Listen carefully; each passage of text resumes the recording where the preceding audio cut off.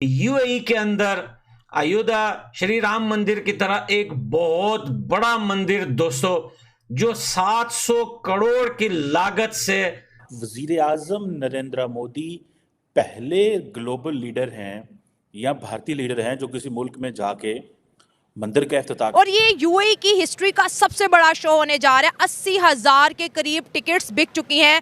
भारत में आई डिजिटल क्रांति को जानते हैं। डिजिटल इंडिया की प्रशंसा पूरी दुनिया में हो रही है। और नरेंद्र मोदी जी आपको पता है कि इस टाइम यूएई में है और कल इसी मंदिर जाएंगे। और जो कि हिंदू मंदिर अबू धाबी में बन रहा है, जो जिसे बाब्स टेम्पल जो है वो कहा जा रहा है कि ये जो यूएई में बसे आप सभी साथियों के भी हो, इसके लिए हम प्रयास कर रहे हैं। और मीडिया का कहना ये है, जो अभी अबू धाबी से रिकॉर्डिंग कर रहे हैं, कि 65,000 के करीब जो है लोग इस जो है मीटिंग को अटेंड करेंगे। यूएई की सरकार ने इस मंदिर को बनाने में काफी ज्यादा दोस्तों हेल्प की है, मदद की है। यूएई के साथ अपने रुपे कार्ड स्टैक को शेयर किया है। नरेंद्र मोदी जी भी जो है वो इसीलिए यूएई गए हुए हैं। इस चीज को लेकर वहां पर रहने वाले पाकिस्तानियों की आंखों पे अंधेरा छा गया है, क्योंकि भाई हिंदुस्तान में जब अयोध्या श्री राम मंदिर बनाया जा रहा था या बन गया था, तो पाकिस्तान के पॉलिटिशियन या पाकिस्तान के लोग काफी ज्यादा इस बात को लेकर चिल्ला रहे थे। यहां तक कि दुनिया में जाकर वो इस बात को, इस इशू को उठा रहे थे कि यार ये देखो, ये इतना जुल्म हो रहा है, हिंदुस्तान की सरकार क्या कर रही है, मंदिर बना रही है कैसी जगह जहां पर मस्जिद को गिराया गया है। लेकिन अब यूएई के अंदर आपको पता है कि बहुत सारे पाकिस्तान के यूट्यूबर्स या बहुत सारे इनके पॉलिटिशियन यूएई में रहते हैं और यूएई से वो लोग बैठकर जो है अयोध्या श्री राम मंदिर पर बात कर रहे थे। अब इस मंदिर को लेकर यूएई के अंदर वो लोग क्या बोलेंगे, क्या उनको बोलने का हक दिया जाएगा या फिर वो चुप रहकर ऐसे ही इस मसले को जो है वो ठंडा कर देंगे। मेरे को नहीं लगता पाकिस्तानियों के अंदर इतनी गैरत और इतना दम होगा कि यूएई में रहकर वो इस मंदिर के ऊपर ऑब्जेक्शन लगाए।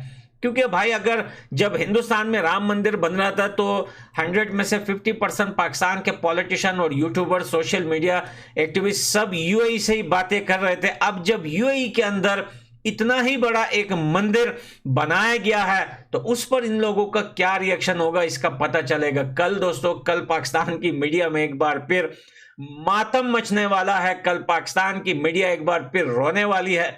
तो कल जो है लाइव ब्रॉडकास्ट इस मंदिर का होगा। हम देखते हैं कि कौन से पाकिस्तानियों में कितना। अबू धाबी के अंदर 80,000 इंडियंस मौजूद हैं अपने प्राइम मिनिस्टर नरेंद्र मोदी को सुनने के लिए, और सारी की सारी उसमें यूथ मौजूद है। इतनी खुशी कि अपने प्राइम मिनिस्टर का वेलकम करने के लिए वो वहाँ पर आए, पूरे यूएई से वहाँ पर मौजूद है, नारे लगा रहे हैं, इंडिया के झंडे उठाए हुए हैं। तो ये जो अपॉर्चुनिटीज़ उनको उनके प्राइम मिनिस्टर दे रहे हैं, उस पर आप क्या कहेंगे? बात यह है कि जैसे बता रहे हैं यूथ, बहुत ज़्यादा यूथ जो इंडियन मतलब कि वहाँ के सिटीज़न है वेलकम करने आए हैं। मसला ये है कि वहाँ पे जो इंडियन सिटीज़न है वहाँ पे कारोबार कर रहे हैं, बिजनेस कर रहे हैं, बिलियंस में रेमिटेंस आती है वहाँ से।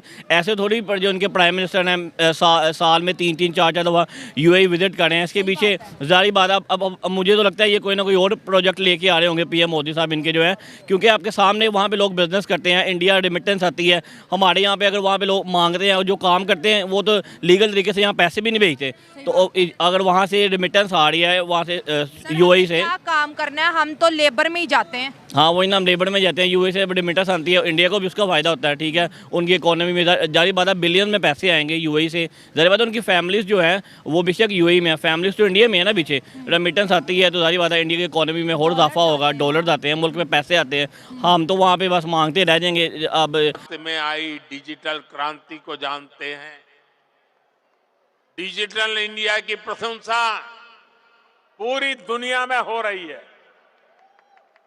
इसका लाभ यूएई में बसे आप सभी साथियों के भी हो, इसके लिए हम प्रयास कर रहे हैं। हमने यूएई के साथ अपने रुपे कार्ड स्टैक को शेयर किया है। इससे यूएई को अपना डोमेस्टिक कार्ड सिस्टम डेवलप करने में मदद मिली है।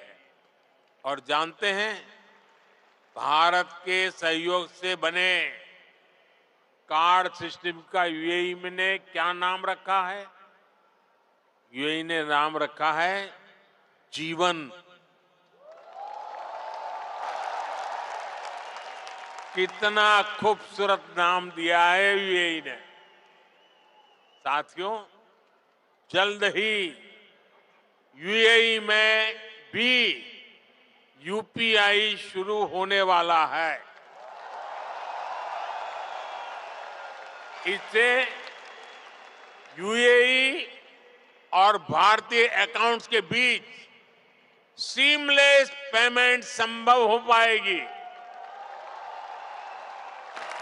इससे आप भारत में अपने परिवार के लोगों को और आसानी से पैसे भेज पाएंगे।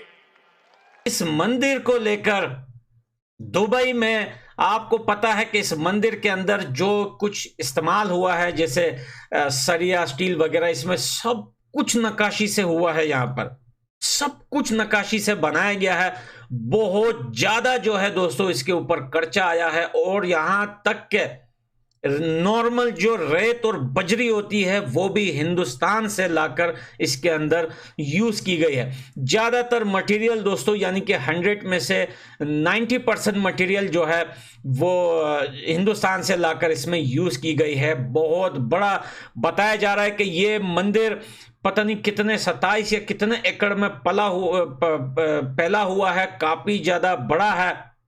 और दुबई के यूएई की सरकार ने इस मंदिर को बनाने में काफी ज्यादा दोस्तों हेल्प की है, मदद की। नरेंद्र मोदी पहले ग्लोबल लीडर हैं या भारतीय लीडर हैं जो किसी मुल्क में जाके मंदिर का इफ्तिताह करने जा रहे हैं और कर रहे हैं।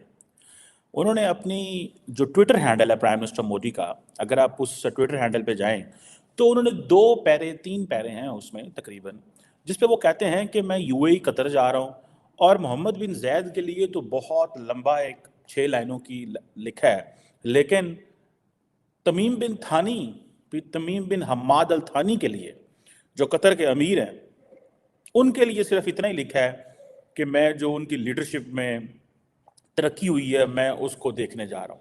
असल में वो शुक्रिया अदा करने जा रहे हैं कि आपकी बड़ी मेहरबानी, आपने वो जो 8 इंडियन नेवी के लोग थे उनको छोड़ा।